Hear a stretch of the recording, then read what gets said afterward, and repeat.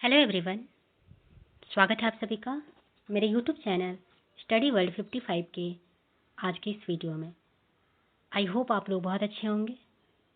तो फ्रेंड्स, इस वीडियो में हम बीपीएससी पूर्वालोकन घटना चक्र के आधुनिक भारत के इतिहास यानी कि हिस्ट्री का आपका जो है जितने भी क्वेश्चन पूछे गए हैं अभी तक 38वीं से लेके 71वीं बीपीएससी में तक जो है जितनी भी क्वेश्चन पूछी गई है, बीपीएससी टीआरई 1 टीआरई 2 में बीपीएससी से जितने भी एग्जाम होते हैं, जितने भी क्वेश्चन पूछे गए हिस्ट्री का, सभी का जो है इस एक वीडियो में डिस्कस करेंगे। तो आइए बढ़ते हैं क्वेश्चन की तरफ। उससे पहले अगर अभी तक आपने चैनल को सब्सक्राइब नहीं किया है तो सब्सक्राइब कर लीजिएगा, बेल नोटिफिकेशन ऑन कर लीजिएगा ऐसे ही वीडियोज के लिए। तो आइए देखते हैं क्वेश्चन।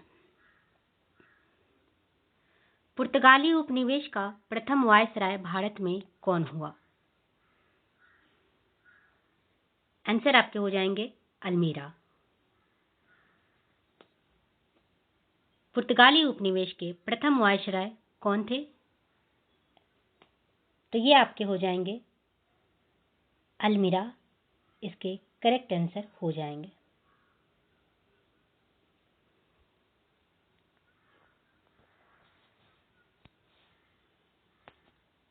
मध्यकाल में सर्वप्रथम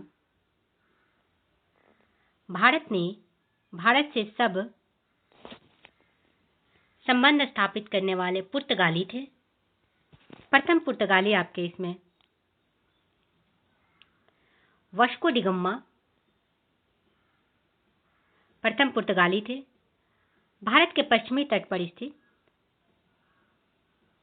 बंदरगाह कालीकट पर 20 मई 1498 को जो है ये पहुंचे। उसने यहां पहुंचकर भारत के नए समुद्री मार्ग की खोज की। कालीकट के तत्कालीन शासक जमोरिन, याद रखिएगा इस नाम को, जमोरिन, जो कि जमोरिन जो है कालीकट के शासकों की पैतृक उपाधि थी।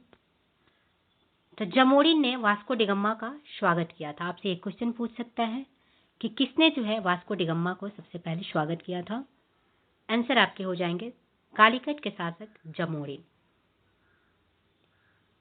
पुर्तगाली व्यापारियों ने भारत में कालीकट, गोवा, दमन, दीव एवं हुगली के बंदरगाहों में अपनी व्यापारी कोठियां स्थापित की।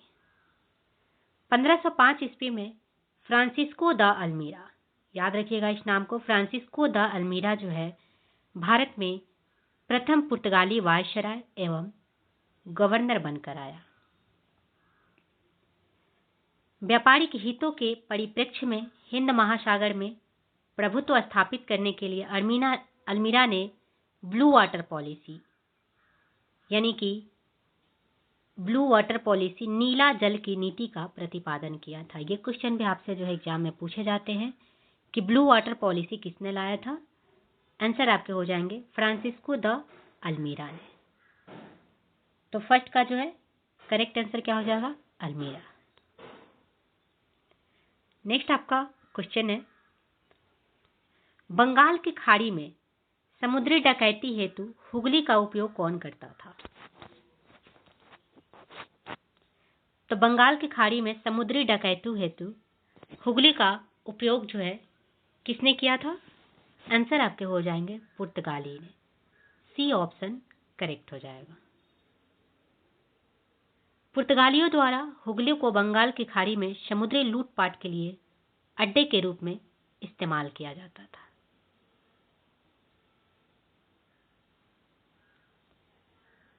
भारत में 1613 ईस्वी में अंग्रेजों ने अपनी पहली फैक्ट्री कहाँ स्थापित की थी? तो 1613 ईस्वी में अंग्रेज की पहली फैक्ट्री कहाँ स्थापित हुई थी? आंसर आपके हो जाएंगे सूरत में।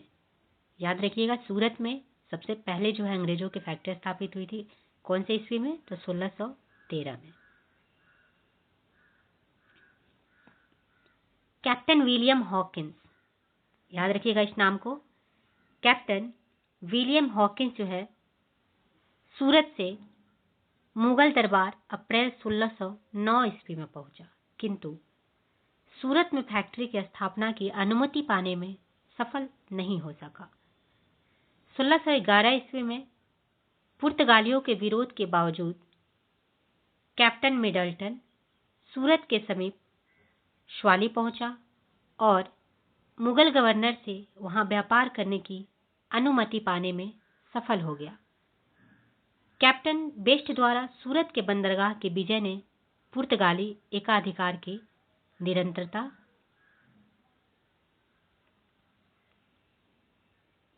को भंग किया। इसके बाद जहांगीर के शाही फरमान से अंग्रेजों ने सूरत में 1613 ईस्वी में अस्थायी रूप से एक फैक्ट्री स्थापित की।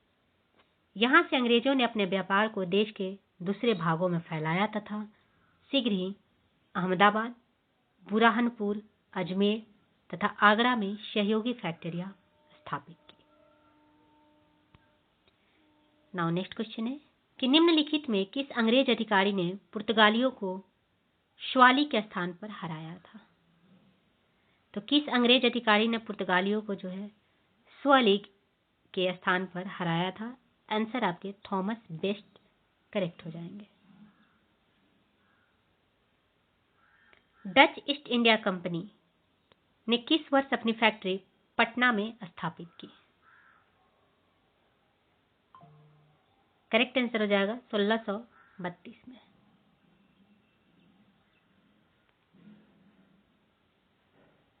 बंगाल की समृद्ध व्यापार की तरफ आकर्षित हो डचों ने 1615 एवं 1629 ईस्वी में असफल प्रयास किए।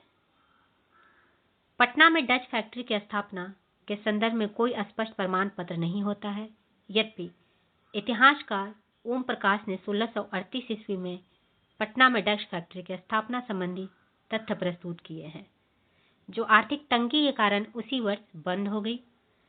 फिर आपको पटना डिस्ट्रिक्ट गजेटियर इतिहास की किसी मानक पुस्तक या अन्यत्र 1632 ईस्वी में पटना में डच फैक्ट्री की स्थापना का कोई प्रमाण हमें नहीं प्राप्त हो सका है, किंतु बिहार लोक सेवा आयोग द्वारा निरंतर यह प्रश्न पूछा जाता है और आयोग इसका उत्तर 1632 ईस्वी मानता है। तो इसका आंसर आपको 1632 ही हो जाएंगे। इनकी रुचि जो है, डचों की रुचि थी सूती वस्त्र, चीनी, सोरा, अफीम आदि से संबंधित व्यापार में इनकी रुचियां थी। नेक्स्ट है कि डच ईस्ट इंडिया कंपनी ने किस वर्ष पटना में अपना कारखाना स्थापित किया? अगेन जो है आपको ये क्वेश्चन पूछा गया। 1632 ईस्वी करेक्ट हो जाएगा। निम्नलिखित में से प्रथम कर्नाटक युद्ध का कौन सा तात्कालिक कारण था? ऑप्शन है अंग्रेज और फ्रांसीसियों के बीच प्रतिद्वंद्विता,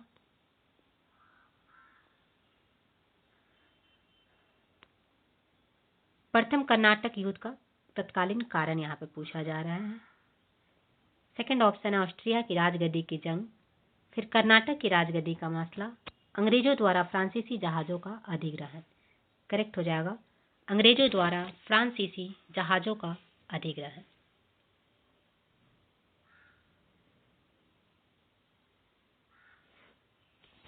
कर्नाटक का प्रथम युद्ध सबसे पहले कब हुआ था? तो 1746 से 48। इस डेट को याद रखिएगा, आपसे सीधे सीधे एग्जाम में क्वेश्चन पूछने को मिलता है कि कर्नाटक का प्रथम युद्ध कब हुआ था। तो कब हुआ था?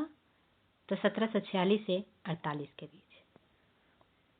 ऑस्ट्रिया के उत्तराधिकार युद्ध जो 1740 ईस्वी में आरंभ हुआ था का विस्तार मात्र था। ग्रीस सरकारों की आज्ञा के विरुद्ध ही दोनों दल अंग्रेज और फ्रांसीसी में 1746 ईस्वी में युद्ध प्रारंभ हो गया। अंग्रेज कैप्टन बर्नेट के नेतृत्व में अंग्रेजी सेना द्वारा कुछ फ्रांसीसी जहाजों पर अधिकार कर लेना युद्ध का तत्कालीन कारण था। प्रथम कर्नाटक युद्ध के समय ही कर्नाटक के नवाब अनवरुद्दीन ने महफूज खान के नेतृत्व में सेना को फ्रांसीसियों पर आक्रमण करने के लिए भेजा। कैप्टन पैराडाइज के नेतृत्व में फ्रांसीसी सेना ने अड्यार नदी पर स्थित सेंट थोमो नामक स्थान पर नवाब को पराजित किया। यूरोप में युद्ध बंद होते ही कर्नाटक का प्रथम युद्ध समाप्त हो गया। कर्नाटक का प्रथम युद्ध जो है, आपको याद रखिएगा इसको, एक्सला-सापेल की संधि के तहत जो है 1748 ईस्वी में ऑस्ट्रिया के उत्तराधिकार का युद्ध समाप्त हो गया तथा मद्रास अंग्रेजों को पुनः प्राप्त हो गया। तो आपसे क्वेश्चन पूछ सकता है कि प्रथम कर्नाटक युद्ध किस संधि के तहत समाप्त हुई थी? तो एक्सला-सापेल की संधि 1748 ईस्वी में। कर्नाटक का प्रथम युद्ध सेंट थोमो के युद्ध के लिए स्मरणीय है।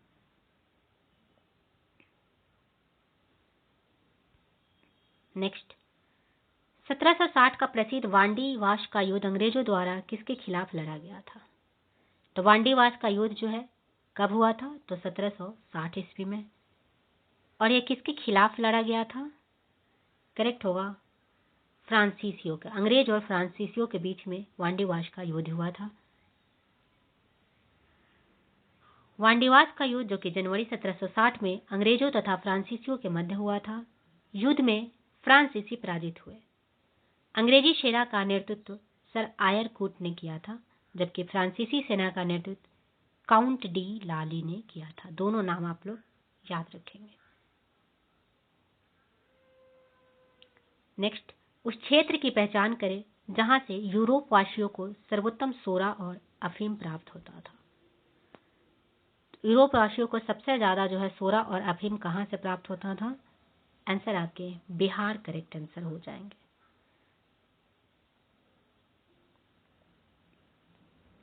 अंग्रेजी शासनकाल में भारत का कौन सा क्षेत्र अफीम उत्पादन हेतु प्रसिद्ध था? करेक्ट आंसर हो जाएगा बिहार जो है सबसे ज्यादा सोरा और अफीम के लिए फेमस था।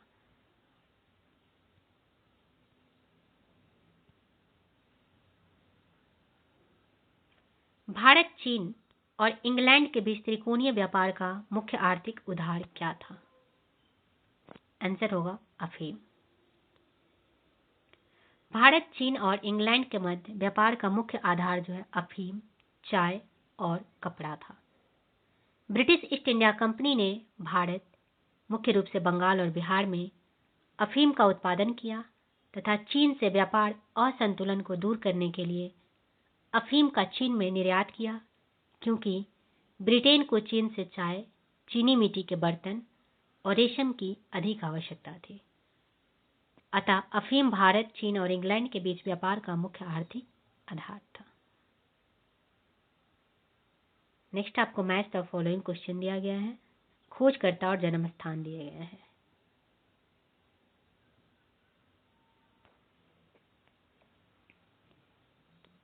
Christopher Columbus. क्रिस्टोफर कोलंबस जो है किसकी खोज किए थे? तो ये आपके इटली के खोज किए थे। जैक्स कार्टियर की अगर बात करें तो फ्रांस के खोज किए थे। सर फ्रांसिस ड्रेक ये आपके यूनाइटेड किंगडम यानी ब्रिटेन की खोज किए थे। फर्डिनेंड मैगलन पुर्तगाल की खोज किए थे। यानी कि 3, 4, 2, 1 जो कि आपके ऑप्शन नंबर ए में दिया हुआ है, इसलिए ए आपका करेक्ट हो जाएगा।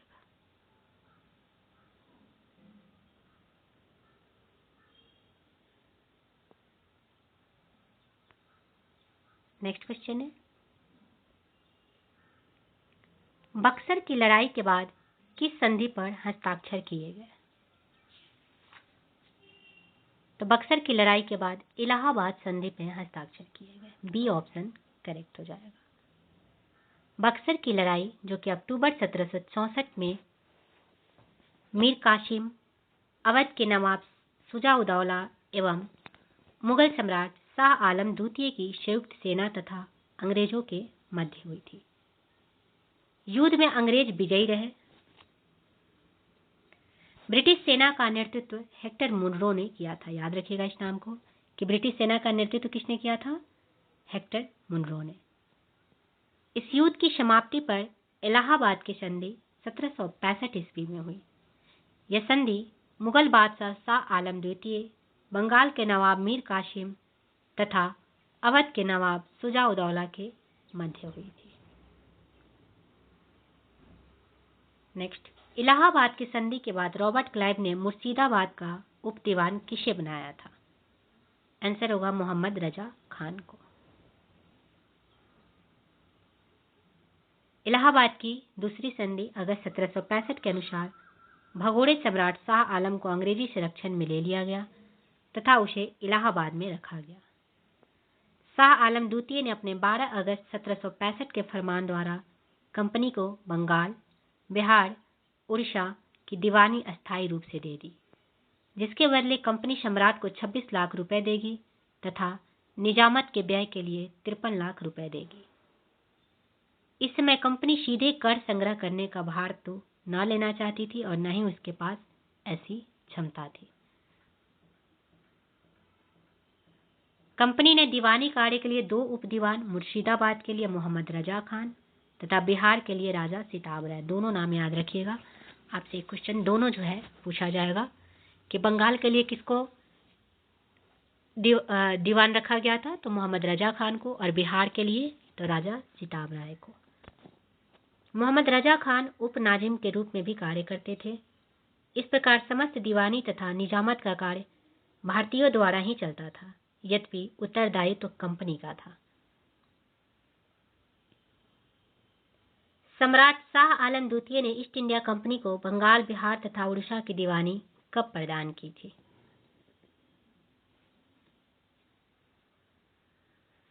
आंसर हो जाएंगे 12 अगस्त 1765 को। इलाहाबाद की प्रथम संधि 12 अगस्त 1765 के तहत मुगल बादशाह शाह आलम द्वितीय ने कंपनी को बंगाल, बिहार और उड़ीसा की दीवानी अस्थायी रूप से दे दी तथा इलाहाबाद की द्वितीय संधि 16 अगस्त 1765 के तहत अवध के नवाब शुजा-उद-दौला ने इलाहाबाद और करा के जिले मुगल बादशाह शाह आलम द्वितीय को देने का वादा किया। इसमें Robert Clive east India company की तरफ से बंगाल का गवर्नर था। याद रखिएगा, बंगाल का गवर्नर उस समय कौन था? तो रॉबर्ट क्लाइव। शाह आलम द्वितीय का संपूर्ण जीवन आपदाओं से ग्रस्त रहा। उसे 1788 ईस्वी में अंधा कर दिया गया। शाह आलम द्वितीय के समय में 1803 ईस्वी में दिल्ली पर अंग्रेजों का अधिकार हो गया। फिर शाह आलम द्वितीय तथा उसके 2 उत्तराधिकारी अकबर द्वितीय और बहादुर शाह द्वितीय ईस्ट इंडिया कंपनी के पेंशन भोगी मात्र बनकर रह गए थे। नेक्स्ट क्वेश्चन है कि द्वैत शासन का जनक किसे माना जाता है? करेक्ट आंसर हो जाएगा सर लियोनिस कर्टिस को। द्वैत शासन का जनक किसे कहा जाता है? तो सर लियोनिस कर्टिस को। इसमें दीवानी और विजारत यानी कि कानून व्यवस्था की जिम्मेदारी अलग कर दी गई थी। बंगाल में द्विशासन प्रणाली किसके द्वारा लागू की गई? करेक्ट आंसर हो जाएगा रॉबर्ट क्लाइव के द्वारा। द्वैत शासन की शुरुआत बंगाल में रॉबर्ट क्लाइव के समय में 1765 ईस्वी में हुई थी। वारेन हेस्टिंग्स के कार्यकाल में 1772 ईस्वी में कोर्ट ऑफ डायरेक्टर्स ने दोहरी शासन प्रणाली को समाप्त करने का निर्णय लिया तथा कलकत्ता परिषद एवं उसके प्रधान को आज्ञा दी कि वे स्वयं दीवान बने और बंगाल, बिहार तथा उड़ीसा के प्रबंध को अपने हाथ में ले लें। वारेन हेस्टिंग्स ने दोनों उप दीवानों मोहम्मद रजा खान और राजा सिताब राय को पदच्युत कर दिया, हटा दिया। नेक्स्ट क्वेश्चन है, देख सकते हैं बीपीएससी टीचर में पूछा गया 11-12 में। अंग्रेजों ने भारत पर लंबे समय तक राज्य कैसे किया? कांग्रेस की उदारवादी नीतियों के कारण, भारतीय नेताओं की गिरफ्तारी के कारण, बांटो और राज करो की नीति के कारण, उपयुक्त में से एक से अधिक, उपयुक्त में से कोई नहीं। तो अंग्रेजों ने भारत पर लंबे समय तक राज्य जो है कैसे किया? तो बांटो और राज करो के नीति के कारण। अंग्रेजों द्वारा भारत पर लगभग 200 वर्षों से अधिक समय तक राज करने का प्रमुख कारण था बांटो और राज करो की नीति। किसने बंगाल में महालवाड़ी बंदोबस्त प्रणाली की शुरुआत की थी? Lord Hastings, Lord Cornwallis. तो महालवाड़ी बंदोबस्त प्रणाली की शुरुआत किसने किया था बंगाल में?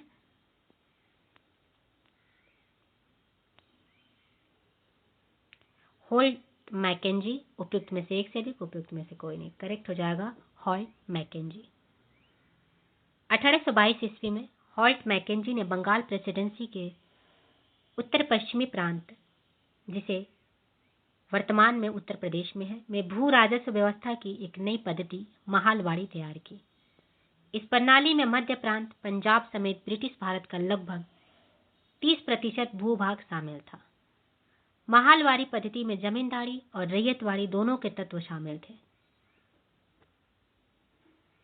तो बंगाल शब्द का प्रयोग किया गया था, जो कि त्रुटिपूर्ण है। यहाँ इसकी जगह पर बंगाल प्रेसिडेंसी शब्द का प्रयोग किया गया था। आंसर आपका सी करेक्ट हो जाएगा। बंगाल प्रांत के साथ बिहार प्रांत को कब मिलाया गया? आंसर होगा 1733 ईस्वी में। 1733 ईस्वी में बिहार सूबा का विलय बंगाल सूबा में किया गया। बंगाल के तत्कालीन नवाब शुजा-उद-दौला ने बंगाल प्रांत को 4 भागों में बांटा। सेंट्रल डिवीजन में, जिसमें मध्य, पश्चिमी और उत्तरी बंगाल का एक हिस्सा शामिल था। फिर उसके बाद ढाका डिवीजन, जिसमें पूर्वी एवं दक्षिणी बंगाल शामिल थे। बिहार डिवीजन और फिर उड़ीसा डिवीजन। टीपू सुल्तान ने अपनी राजधानी कहाँ बनाई थी? करेक्ट हो जाएगा श्रीरंगपट्टनम में। टीपू सुल्तान ने श्रीरंगपट्टनम को अपनी राजधानी बनाया एवं यहाँ जैकोबिन क्लब की स्थापना की। याद रखिएगा, जैकोबिन क्लब की स्थापना किसने किया था? तो टीपू सुल्तान ने, और उसका सदस्य बना। साथ ही उसने अपनी राजधानी में फ्रांस और मैसूर के मैत्री का प्रतीक स्वतंत्रता का वृक्ष रोपा। टीपू सुल्तान ने अपने समकालीन विदेशी राज्यों से मैत्री संबंध बनाने तथा अंग्रेजों के विरुद्ध उनकी सहायता प्राप्त करने के लिए अरब, कुस्तुनतुनिया, जो कि अब इस्तांबुल में है, काबुल और मॉरिशस से अपने दूत मंडल भेजे थे।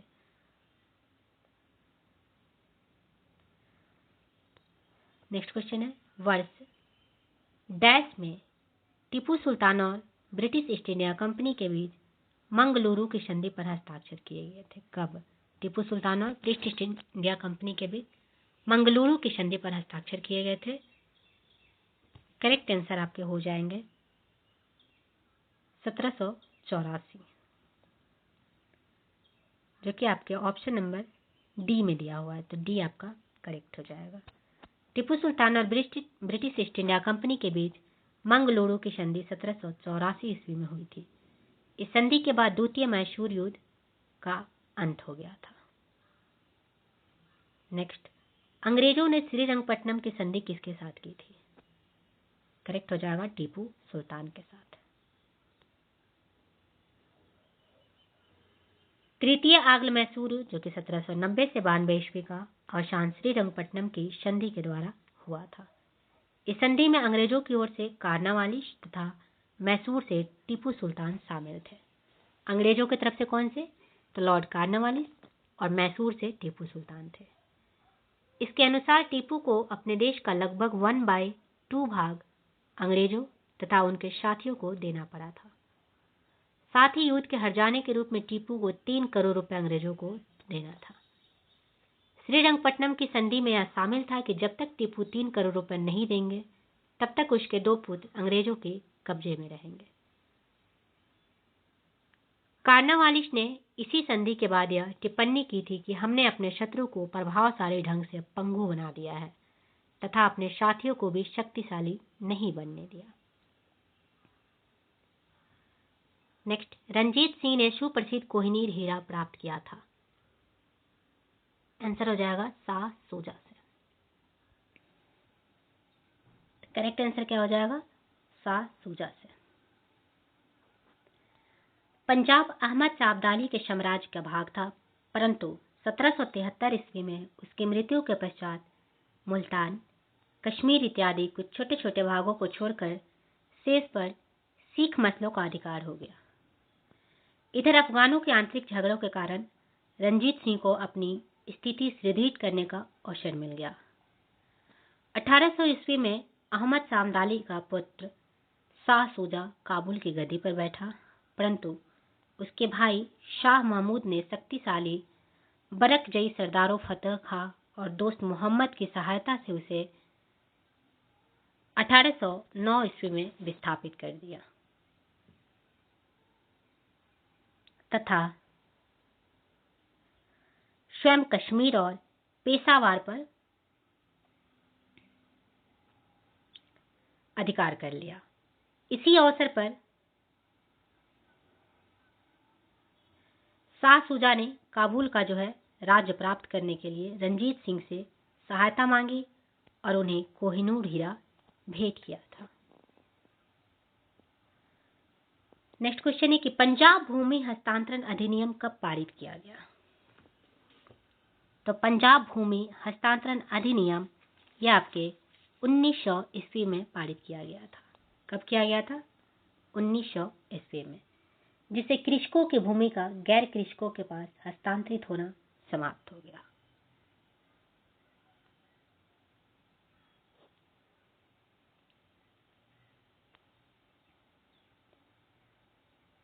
नेक्स्ट क्वेश्चन है कि भारत में ठगी का उन्मूलन करने का श्रेय किसे प्राप्त है? आंसर होगा W.H. स्लीमैन को। भारत में ठगी का जो है उन्मूलन करने का श्रेय W.H. स्लीमैन को जाता है। भारत में प्रथम रेलवे लाइन किस ब्रिटिश गवर्नर के समय बिछाई गई थी? करेक्ट हो जाएगा लॉर्ड डलहौजी। भारत में रेल निर्माण की दिशा में प्रथम प्रयास British governor general Lord Dalhousie द्वारा किया गया था।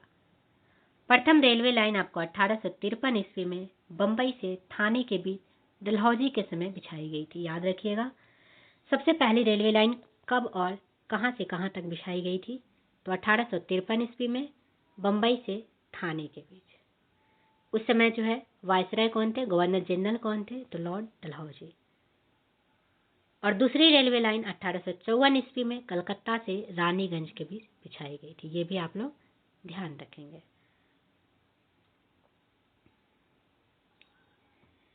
नेक्स्ट क्वेश्चन है कि निम्न में से कौन से जो है सामाजिक सुधार विलियम बेंटिक ने प्रारंभ किए थे?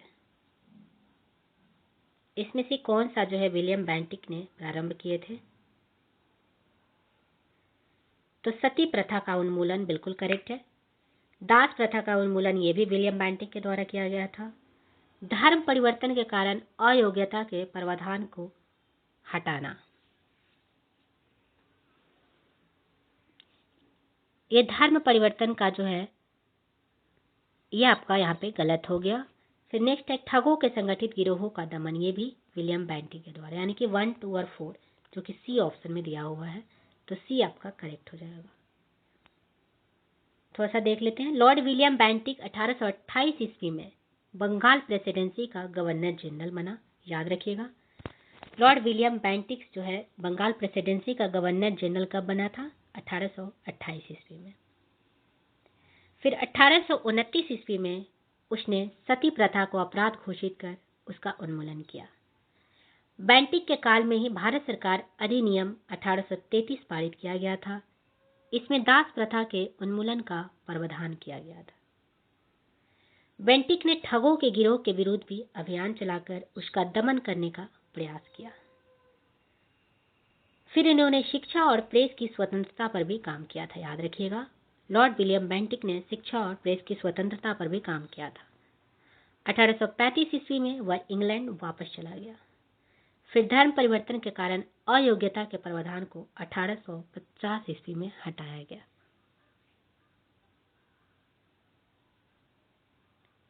अतः 1, 2, 4 सही है। इस कारण विकल्प सही सी जो है सही उत्तर होगा। यहाँ पे नेक्स्ट क्वेश्चन आएगा कि सती प्रथा को गैर कानूनी किसने घोषित किया था? करेक्ट आंसर हो जाएगा लॉर्ड विलियम बेंटिक ने।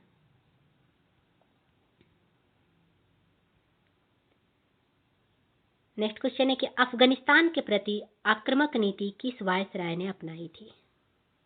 आंसर होगा लॉर्ड लिटन ने। 1876 ईस्वी में लॉर्ड लिटन के वायसराय बनकर आने पर अफगानिस्तान के प्रति अपनाई गई नीति में परिवर्तन आया। कुशल अकर्मण्यता की नीति के स्थान पर अग्रगामी नीति का अनुसरण होने लगा। नेक्स्ट है लॉर्ड लिटन निम्नलिखित में से किससे संबंधित नहीं है? इसमें पूछा गया है। तो स्ट्रैची कमीशन से है, शस्त्र अधिनियम से भी है, वर्नाकुलर प्रेस एक्ट से भी है, एल्बर्ट बिल से नहीं है। एल्बर्ट बिल जो है ये आपके लॉर्ड रिपन के कार्यकाल में पेश किया गया था। इस बिल में वरिष्ठ भारतीय न्यायाधीशों को यूरोपीय अपराधियों पर मुकदमा चलाने की अनुमति देने की मांग की गई थी। तो आंसर आपके डी जो है नहीं पूछा गया है, तो डी करेक्ट हो जाएगा। किसने सिंध विजिट कर उसका अधिकरण किया था? करेक्ट आंसर हो जाएगा Napier. Governor general lord Ellenborough के काल में 1842 से 44 ईस्वी के दौरान 1843 ईस्वी में चार्ल्स नेपियर द्वारा सिंध को पूर्ण रूप से ब्रिटिश साम्राज्य में मिला लिया गया। यह प्रथम आंग्ल अफगान युद्ध का एक प्रमुख परिणाम था। नेक्स्ट आपका जो है भारतीय इतिहास के औपनिवेशिक काल के संदर्भ में सूची 1 को सूची 2 से सुमेलित करना है। मैच द फॉलोइंग क्वेश्चन है, इसको आपको सॉल्व करना है।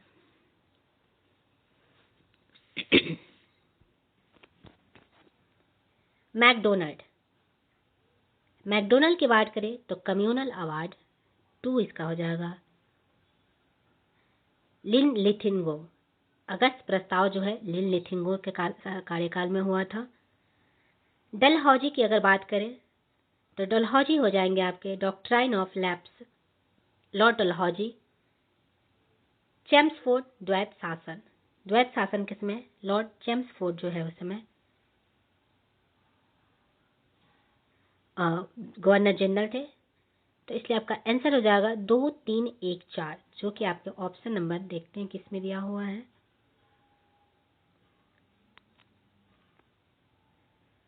2, 3, 1, 4 आपके सी ऑप्शन में दिया हुआ है, इसलिए आपका सी जो है यहाँ पे करेक्ट आंसर हो जाएगा।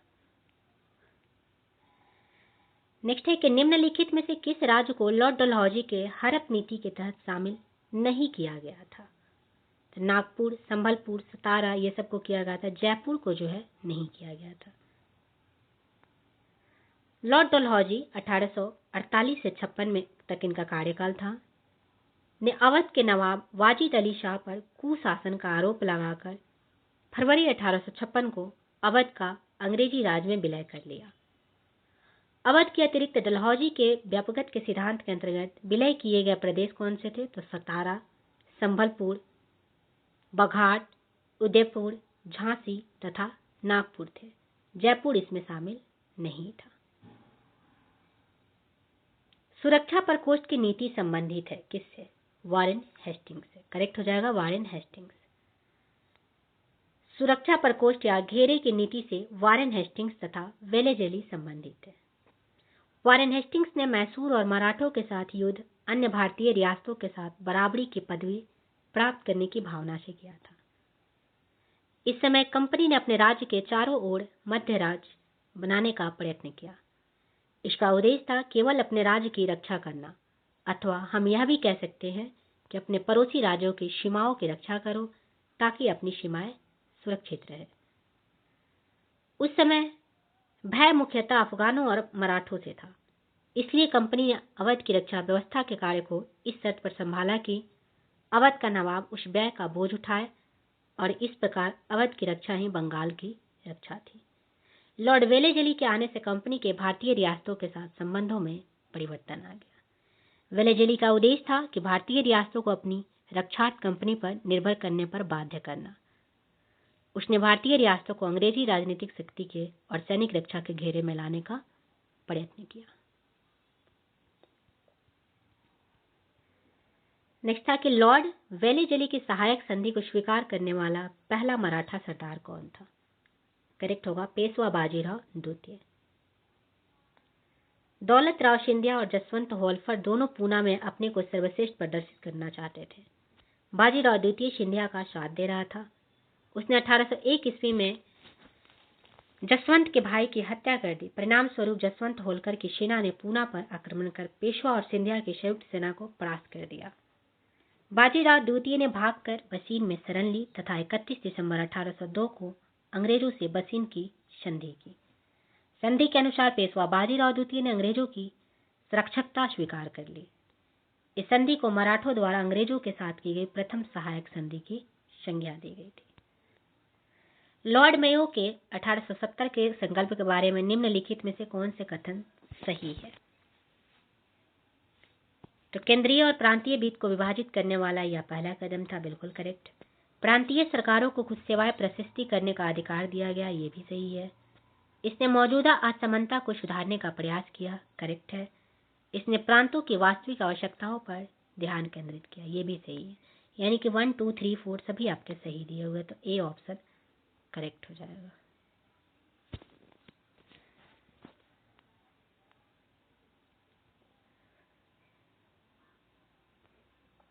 नेक्स्ट है, निम्न में किस देसी रियासत को अंग्रेजों ने अपने क्षेत्र में नहीं मिलाया था? आंसर हो जाएगा ग्वालियर को। सिंध, अवध, सितारा ये सभी को जो है झांसी, नागपुर को मिलाया था, ग्वालियर को नहीं मिलाया था।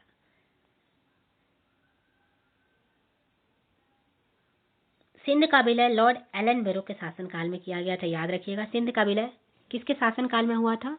तो लॉर्ड एलन बैरो को। इसका शासनकाल कब से कब तक था? तो 1842 से 44 के बीच में।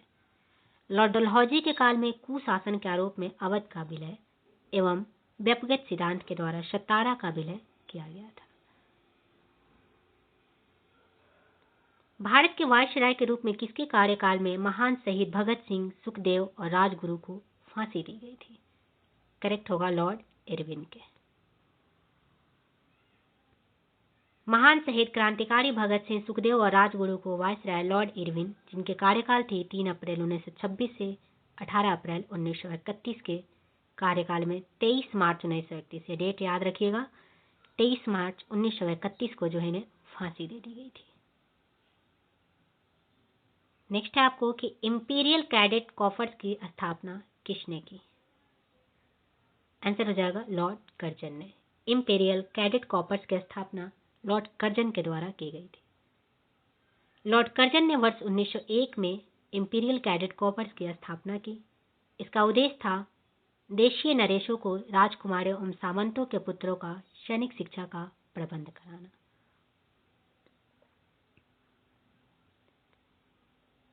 महारानी विक्टोरिया को भारत की समाग्री नियुक्त कब किया गया था? आंसर होंगे 1877 में। राजसी उपाधि अधिनियम ब्रिटिश सांसद द्वारा 1876 ईस्वी में पारित किया गया। इस अधिनियम के तहत महारानी विक्टोरिया को 1 जनवरी 1877 को दिल्ली दरबार में भारत की समाग्री घोषित किया गया। इसी प्रकार सम्राट एडवर्ड 7 को वर्ष 1903 में तथा जॉर्ज 5 को वर्ष 1911 में भारत का सम्राट घोषित किया गया था। सभी जो है तथ्य याद रखेंगे। नेक्स्ट है कि रॉयल शीर्षक अधिनियम के अंतर्गत रानी विक्टोरिया भारत की महारानी कब बनी? आंसर होगा 1877 को। किसने स्वतंत्र भारत के प्रथम प्रधानमंत्री जवाहरलाल नेहरू का साहस और दूरदर्शिता के एक उत्कृष्ट नेता के रूप में अभिवादन किया था? आंसर होगा लॉर्ड माउंटबेटन ने। लॉर्ड माउंटबेटन ने स्वतंत्र भारत के प्रथम प्रधानमंत्री जवाहरलाल नेहरू का साहस और दूरदर्शिता के एक उत्कृष्ट नेता के रूप में अभिवादन किया। नेक्स्ट, मुझे विश्वास है कि कांग्रेस अपने विनाश की तरफ जा रही है और मेरी यह बड़ी इच्छा है कि भारत में रहते होगी कि इसके शांति प्रिय निधन के लिए इसका सहायक बनूं। यह किसने लिखा था? लॉर्ड लिटन ने, लॉर्ड डफरिन ने, लॉर्ड कर्जन ने, लॉर्ड मिंटो ने। तो किसने ये कहा था कि मुझे विश्वास है कि कांग्रेस अपने विनाश की तरफ जा रही है और मेरी बहुत इच्छा है कि मैं इसे शांतिपूर्ण जो है देख सकूं निधन होते हुए इसका। आंसर आपके यहाँ पे हो जाएंगे लॉर्ड कर्जन ने। अंग्रेज शासक समझते थे कि नरमपंथियों के नेतृत्व में कांग्रेस काफी कमजोर है, जनता में इसकी पैठ नहीं है, अतः इसे खत्म किया जा सकता है। इस नीति के सबसे बड़े प्रवक्ता थे लॉर्ड कर्जन। वर्ष 1900 में कर्जन ने ब्रिटिश सेक्रेटरी ऑफ स्टेट को लिखा, मुझे विश्वास है कि कांग्रेस अपने विनाश की तरफ जा रही है और मेरी यह बड़ी इच्छा भारत में रहते होगी कि इसके शांतिपूर्ण निधन के लिए इसका सहायक बनूं। फिर 1903 में उन्होंने मद्रास के गवर्नर को लिखा कि जब से मैं भारत आया हूं मेरी नीति यही रही है कि किसी भी तरह कांग्रेस को नपुंसक बना दूं। कर्जन ने कांग्रेस अध्यक्ष के नेतृत्व में प्रतिनिधि मंडल से मिलने से इनकार कर दिया था। नेक्स्ट, निम्न में से किस वायसराय के कार्यकाल में भारतीयों को राय बहादुर और खान बहादुर उपाधियां प्रदान करना प्रारंभ हुआ था? तो खान बहादुर और राय बहादुर किस वायसराय के कार्यकाल में ये उपाधियां मिलती थी?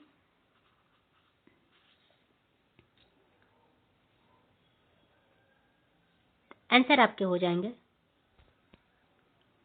1857 के विद्रोह के समय अंग्रेजों की सहायता करने वाली देशी शासक, जमींदार आदि को अपना विश्वास पात्र बनाने के लिए उन्हें उपाधियां दी जाती थी, जिसमें राय बहादुर तथा मुस्लिमों और पराशियों को दी जाने वाली समक्ष उपाधि खान बहादुर थी। तो आपके जो है इसमें ऑप्शन नंबर ई इनमें से कोई नहीं करेक्ट हो जाएगा।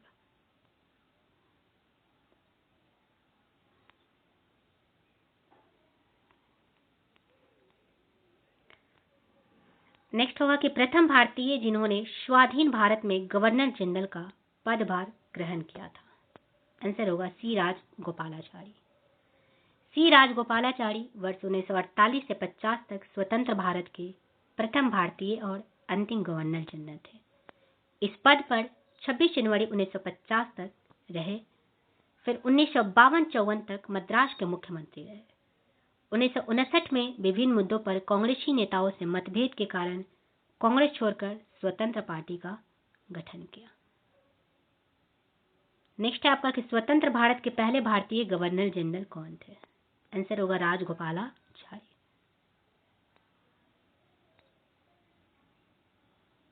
नेक्स्ट, औपनिवेशिक काल के दौरान रेलवे का भारतीय उद्योगों पर क्या प्रभाव पड़ा?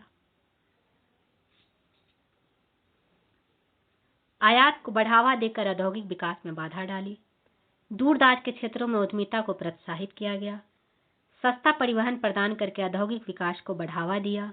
उपयुक्त में से एक से अधिक, उपयुक्त में से कोई नहीं। आंसर होगा आयात को बढ़ावा देकर औद्योगिक विकास में बाधा डाली। भारत में पहली रेल 1853 ईस्वी में बॉम्बे और थाने के बीच चली थी।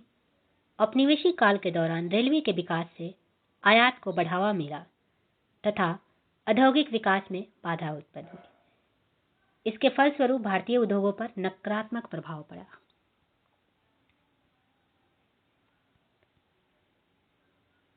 नेक्स्ट है कि स्थायी बंदोबस्त किसके साथ किया गया था? आंसर होगा जमींदारों के साथ। 1793 ईस्वी में, याद रखिएगा, अस्थायी बंदोबस्त लॉर्ड कार्नवालिस ने भू राजस्व के अस्थायी बंदोबस्त चिर अस्थायी बंदोबस्त प्रणाली का प्रारंभ किया। इसे इस्तेमारी, जागीरदारी, मालगुजारी एवं विश्वदारी आदि भिन्न भिन्न नामों से भी जाना जाता है। यह व्यवस्था आपको बंगाल, बिहार, उड़ीसा तथा उत्तर प्रदेश के वाराणसी में लागू थी। इसके अंतर्गत समूचे ब्रिटिश भारत के क्षेत्रफल का लगभग 19% हिस्सा शामिल था। इस व्यवस्था के अंतर्गत जमींदारों के एक एक वर्ग को भूस्वामी घोषित कर दिया गया, जिसे जो है भूमि के लगान का 10/11 भाग कंपनी को देना तथा 1/11 भाग अपनी सेवाओं के लिए अपने पास रखना था। स्थायी बंदोबस्त के अंतर्गत जमींदार छोटे पूंजीपति थे। किसने बंगाल में चिर अस्थायी बंदोबस्त प्रणाली की शुरुआत की थी? करेक्ट हो जाएगा लॉर्ड कार्नवालिस।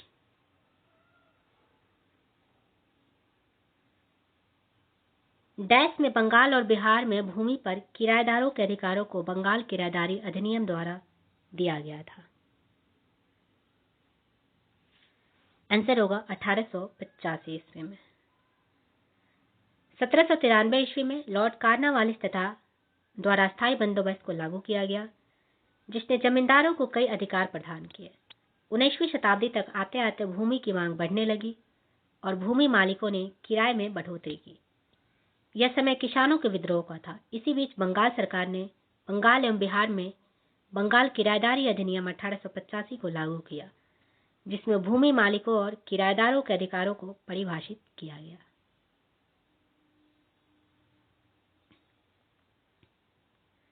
नेक्स्ट है, बिहार में परमानेंट सेटलमेंट लागू करने का कारण क्या था? आंसर होगा भू राजस्व का राजस्व निर्णय करना। लॉर्ड कार्नवालिस ने वार्षिक लगान के स्थान पर 1790 ईस्वी में 10 वर्षीय लगान व्यवस्था लागू की। यही व्यवस्था 22 मार्च 1793 में स्थायी कर दी गई, जिसे अस्थायी बंदोबस्त कहा गया। इस व्यवस्था को बिहार में लागू करने का कारण जमींदारों के लिए जमीन पर वंश परंपरागत अधिकार को स्वेच्छा से हस्तांतरित करना तथा मूल कारण कंपनी के लिए भू राजस्व की एक निश्चित राशि तय करना था। नेक्स्ट, रैयतवारी व्यवस्था सर्वप्रथम कहां लागू की गई थी? करेक्ट आंसर हो जाएगा मद्रास में। रैयतवारी व्यवस्था जो है सर्वप्रथम मद्रास प्रेसिडेंसी में अलेक्जेंडर रीड के द्वारा 1792 ईस्वी में तमिलनाडु के बारामहल क्षेत्र में लागू की गई थी। इसके बाद यह व्यवस्था बंबई प्रेसिडेंसी में भी लागू हुई थी। तो आंसर आपके बी जो है करेक्ट हो जाएगा। मद्रास में रैयतवारी पद्धति को किसने प्रारंभ किया था? आंसर होगा थॉमस मुनरो ने।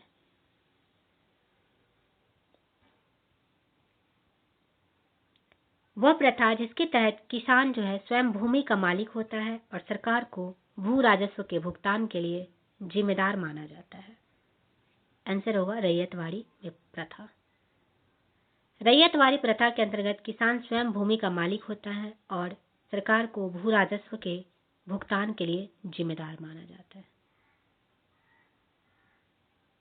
जमींदारों द्वारा कृषक से मांगे गए बिगाड़ या अवैध उपकार को किस नाम से जाना जाता था? करेक्ट हो जाएगा वेथी के नाम से। जमींदारों द्वारा कृषक से मांगे गए बेगार या अवैध उपकर को वेथी कहा जाता था। क्या कहा जाता था? वेथी।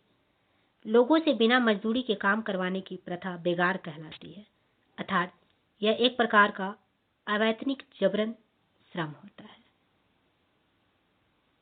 नेक्स्ट, होम चार्जेस या ब्रिटेन में भारतीय सरकार के खर्चे में समाहित थे।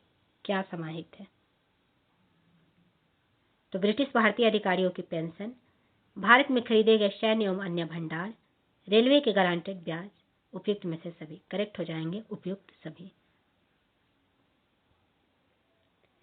बंबई योजना में प्रस्ताव था। बंबई योजना में क्या प्रस्ताव था? तो बंबई योजना जो कि बॉम्बे प्लान कब आया? 1944 में।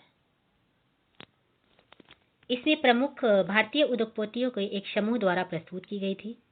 इस योजना के तहत भारत के लिए आयात प्रतिस्थापन और औद्योगिकरण आधारित प्रस्तावों के माध्यम से भारतीय अर्थव्यवस्था के तीव्र आर्थिक विकास की बात कही गई थी। साथ ही इसमें देश के आर्थिक विकास में राज्य द्वारा हस्तक्षेप और योजनाबद्ध विकास के साथ सार्वजनिक उपक्रमों की आवश्यकता के रूप में कुछ पूंजीवादी विशेषताओं का परित्याग भी परिलक्षित होता है।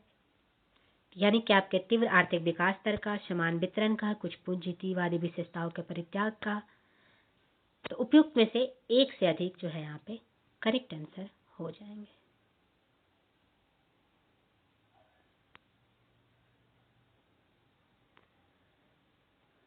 नेक्स्ट क्वेश्चन है, नील विद्रोह किसके बारे में था?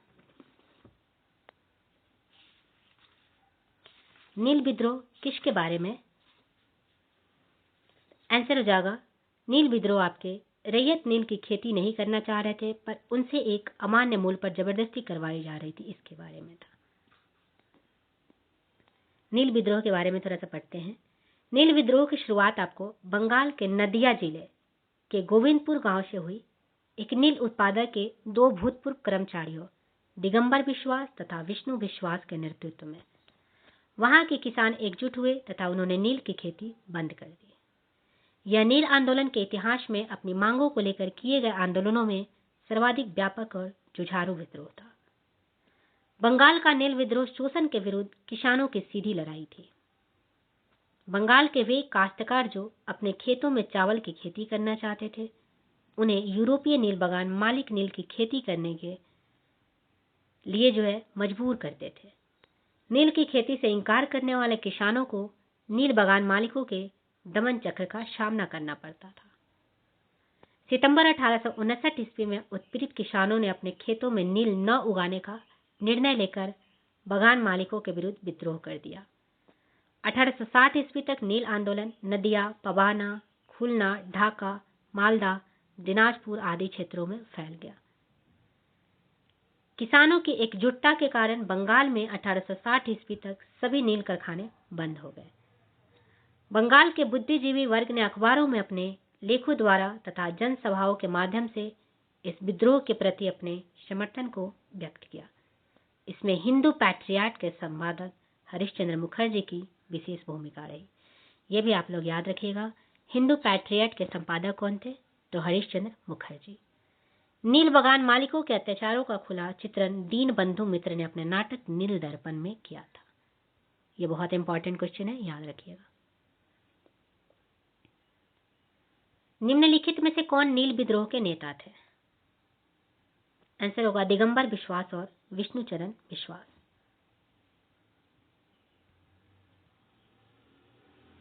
प्रसिद्ध नाटक नील दर्पण, जिसमें इंडिगो की खेती करने वाले किसानों के दमन का चित्रण किया गया, की रचना किसने की? आंसर होगा दीनबंधु मित्र ने। प्रसिद्ध नाटक नील दर्पण के रचयिता दीनबंधु मित्र है। इस नाटक में नील की खेती करने वाले कृषकों की मार्मिक दशा का चित्रण किया गया है। नील कृषकों की दुर्दशा पर लिखी गई पुस्तक नील दर्पण के लेखक कौन थे? करेक्ट आंसर हो जाएगा दीनबंधु मित्र। बंगाल और बिहार के नील कृषकों की दशा का वर्णन करते हुए नील दर्पण नाटक किसके द्वारा लिखा गया है? देखिए कितना इंपॉर्टेंट क्वेश्चन है, बार बार पूछे जा रहे हैं। दीनबंधु मित्र जो है करेक्ट आंसर हो जाएगा।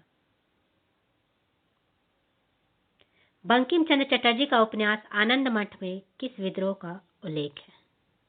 आंसर होगा सन्यासी विद्रोह का। बंकिम चंद्र चटर्जी की कृति आनंद मठ का कथनातक सन्यासी विद्रोह पर आधारित है। वंदे मातरम गीत आनंद मठ से लिया गया है। ये भी तथ्य याद रखेंगे। बंकिम चंद्र चट्टोपाध्याय के आनंद मठ में किस विद्रोह का उल्लेख है? करेक्ट हो जाएगा सन्यासी विद्रोह का।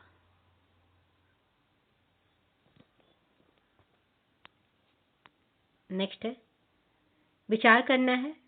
कथन और कारण दिए हुए हैं, इसमें से कौन जो है सही है?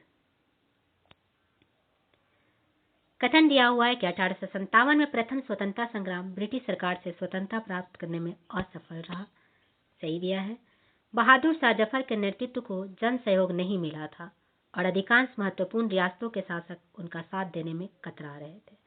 दोनों ही सही दिया हुआ कथन और कारण, इसलिए कथन कारण दोनों सत्य है और सही स्पष्टीकरण भी करता है। 1857 के विद्रोह का स्वरूप मुख्यतः सामंतवादी था, जिसमें कुछ राष्ट्रवाद के तत्व विद्यमान थे। अवध तथा रुहेलखंड के तथा अन्य उत्तरी भारत के सामंतवादी तत्वों ने विद्रोह का नेतृत्व किया और दूसरी ओर अन्य सामंतवादी तत्वों यथा पटियाला, जिंद, ग्वालियर, हैदराबाद के राजाओं ने इस विद्रोह का दमन करने में सहायता की। संकट के समय कैनिंग ने कहा था, लॉर्ड कैनिंग ने, कि यदि सिंधिया भी विद्रोह में शामिल हो जाए तो मुझे कल ही विस्तार गोल करना होगा। नेक्स्ट है कि महारानी विक्टोरिया ने भारतीय प्रशासन को ब्रिटिश ताज के नियंत्रण में लेने की घोषणा कब की थी? तो 1 नवंबर 1858 को।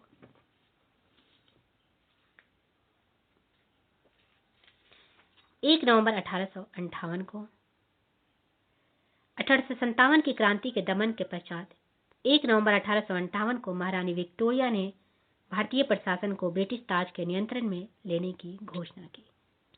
इस घोषणा के बाद भारत में कंपनी के शासन को समाप्त कर भारत को सीधे ब्रिटिश क्राउन के अधीन कर दिया गया। भारत के राज्य सचिव, जिनका अन्य नाम भारत सचिव, भारतीय सचिव का पद था, उसकी सहायता के लिए भारत मंत्री या सचिव तथा 15 सदस्यों वाले इंडियन काउंसिल की स्थापना की गई। उसके बाद तत्कालीन गवर्नर जनरल लॉर्ड कैनिंग को ही भारत का प्रथम वायसराय बनाया गया था। निम्नलिखित में किस तिथि को रानी विक्टोरिया की उद्घोषणा जारी हुई थी? आंसर होगा 1 नवंबर 1858 को। करेक्ट क्या हो जाएगा? 1 नवंबर 1858। 1857 के विद्रोह के बाद ब्रिटिश सरकार ने सिपाहियों का इन प्रांतों से चयन किया था, तो गोरखा, सिख एवं पंजाबी उत्तर प्रांत से। सी ऑप्शन करेक्ट हो जाएंगे। 1857 के विद्रोह के बाद ब्रिटिश सरकार ने सिपाहियों का चयन गोरखा, सिख एवं पंजाब के उत्तर प्रांत से किया। 1857 के विद्रोह को भड़काने में उत्तर प्रदेश एवं बिहार के सैनिकों ने महत्वपूर्ण भूमिका निभाई थी, इसलिए ब्रिटिश सरकार इन्हें संदेह की दृष्टि से देखती थी। विद्रोह के समय बंगाल सेना के 60% सैनिक अवध तथा उत्तर पश्चिम प्रांत के थे। इसी कारण 1 नवंबर 1858 को महारानी विक्टोरिया के घोषणा पत्र के अंतर्गत सेना का पुनर्गठन किया गया, जो विभाजन और प्रतिलोभन की नीति पर आधारित थी।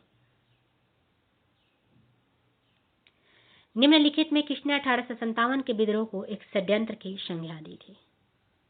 आंसर होगा सर जेम्स आउट्रम और डब्ल्यू टेलर ने 1857 के विद्रोह को एक षड्यंत्र के रूप में बताया था। सर जेम्स आउट्रम और डब्ल्यू टेलर ने 1857 के विद्रोह को हिंदू मुस्लिम षड्यंत्र का परिणाम बताया। आउट्रम का विचार था कि यह मुस्लिम षड्यंत्र था जिसमें हिंदू शिकायतों का लाभ उठाया जाए। जॉन लॉरेंस और सीले के अनुसार वह केवल सैनिक विद्रोह था, और सर जॉन सीले के अनुसार 1857 का विद्रोह एक पूर्णतः देशभक्ति रहित और स्वार्थी सैनिक विद्रोह था, जिसमें न कोई स्थानीय नेतृत्व ही था और न ही इसे सर्वसाधारण का समर्थन प्राप्त था। इसके अनुसार यह एक स्थापित सरकार के विरुद्ध भारतीय सेना का विद्रोह था। नेक्स्ट आपका है कि 1857 के विद्रोह को किसके द्वारा प्रथम भारतीय स्वतंत्रता संग्राम के रूप में वर्णित किया गया था? आंसर होगा वीडी सावरकर।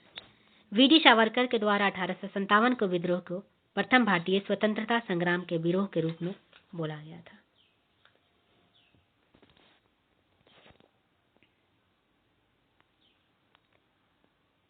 नेक्स्ट, निम्न में से किस देशी रियासत को अंग्रेजों ने अपने क्षेत्र में नहीं मिलाया था? आंसर आपका बी ग्वालियर यहाँ पे करेक्ट आंसर हो जाएगा। भारत के वायसराय के रूप में किसके कार्यकाल में महान शहीद भगत सिंह, सुखदेव और राजगुरु को फांसी दी गई थी? आंसर होगा लॉर्ड इरविन के कार्यकाल में जो है भगत सिंह, सुखदेव और राजगुरु को फांसी दी गई थी। कब दी गई थी? तो 23 मार्च 1931 को जो है भगत सिंह, सुखदेव, राजगुरु को फांसी की सजा दी गई। इंपीरियल कैडेट कॉर्प्स की स्थापना किसने किया था?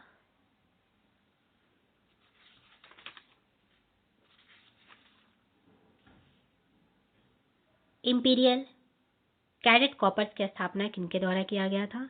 आंसर आपके हो जाएंगे लॉर्ड कर्जन के द्वारा। कब किया गया था? तो 1901 ईस्वी में। इसका उद्देश्य था देशीय नरेशों के राजकुमार एवं सामंतों के पुत्रों को सैनिक शिक्षा का प्रबंध कराना। महारानी विक्टोरिया को भारत की सामग्री नियुक्त किया गया कब? 1877 ईस्वी में। 1877 को जो है दिल्ली दरबार में भारत की सामग्री घोषित किया था 1 जनवरी 1877 को।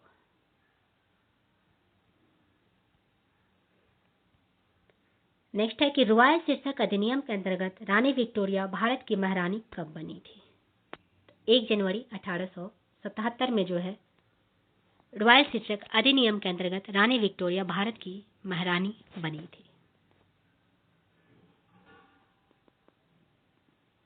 किसने स्वतंत्र भारत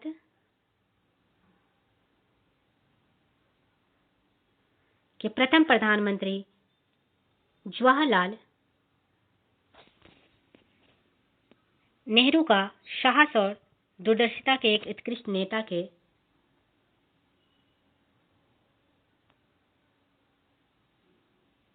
रूप में अभिवादन किया? आंसर आपके हो जाएंगे लॉर्ड माउंटबेटन। लॉर्ड माउंटबेटन ने स्वतंत्र भारत के प्रथम प्रधानमंत्री जवाहरलाल नेहरू का साहस और दूरदर्शिता के एक उत्कृष्ट नेता के रूप में अभिवादन किया था। नेक्स्ट है कि मुझे विश्वास है कि कांग्रेस अपना विनाश की तरफ जा रही है और मेरी यह बड़ी इच्छा है कि भारत में रहते इसके शांति प्रिय निधन के लिए इसका सहायक बनूं। यह किसने लिखा था? आंसर होगा लॉर्ड कर्जन ने।